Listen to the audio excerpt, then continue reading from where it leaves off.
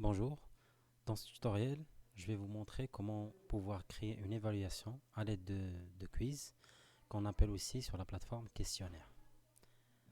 Donc on va aller sur la plateforme. Donc à partir de l'interface de notre cours, on peut voir ici qu'il y a différentes options sur le menu à gauche de notre cours. Donc c'est le menu du cours. Donc on va aller sur la partie questionnaire. Donc on clique sur questionnaire. Et là, on voit par exemple déjà des questionnaires qui ont été réalisés. Donc pour créer un nouveau questionnaire, on va cliquer sur le bouton en bleu tout en haut, questionnaire, plus questionnaire. Donc on va ajouter un nouveau questionnaire. Donc on est redirigé vers une autre interface où on est invité à saisir le titre de notre questionnaire. Donc on va essayer de saisir un titre de notre questionnaire. Par exemple, on va l'appeler test 1, par exemple. Et sur la partie instruction, on peut renseigner toutes les instructions qu'on veut faire passer aux étudiants.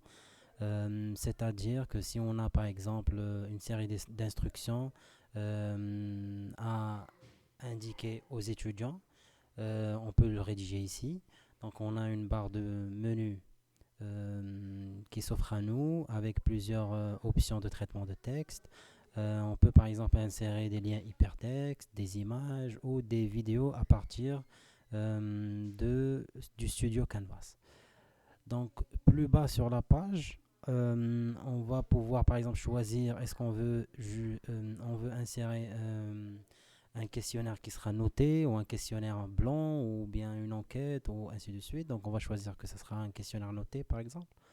On aura plus d'options à choisir. Par exemple, si on veut mélanger les réponses sur notre questionnaire, limiter le temps, autoriser aux étudiants de plusieurs tentatives ou pas, autoriser les étudiants à voir la réponse incorrecte, par exemple, qu'ils ont saisie, aller voir pendant une certaine période, montrer une seule question à la fois, par exemple, pour la réponse, c'est-à-dire une seule question s'affiche à l'étudiant et il va passer d'une question à une autre. Choisir, par exemple, des restrictions. Donc, est-ce qu'on veut, par exemple, assigner à ce questionnaire un mot de passe qu'on va partager par la suite aux étudiants, à travers lequel ils vont avoir accès au questionnaire, au quiz, ou bien filtrer l'accès à une plage d'adresse IP, par exemple. On va choisir par exemple de l'attribuer à un groupe d'étudiants ou bien à toute la classe,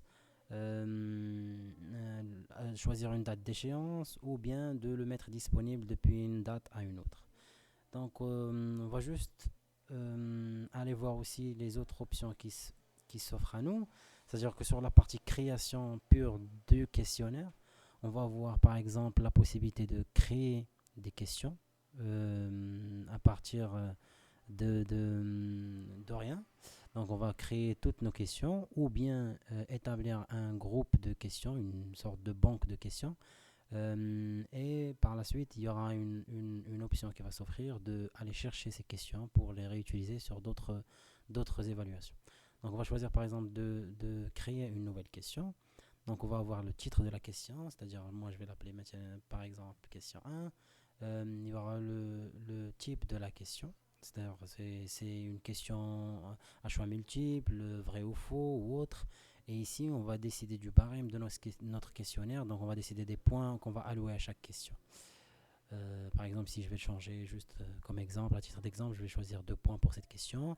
Là, je vais saisir le corps de ma question, c'est-à-dire par exemple, je vais poser une question comme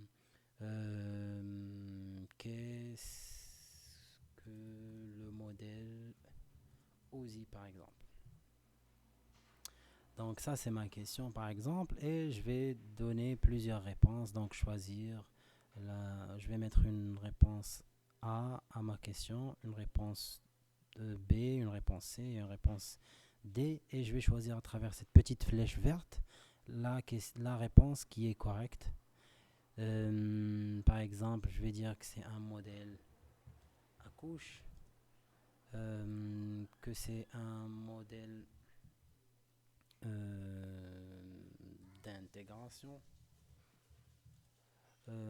ou autre. Et de là, je vais par exemple choisir la réponse que c'est un modèle à couche, donc c'est la bonne réponse. Et je peux saisir par exemple un commentaire ou pas.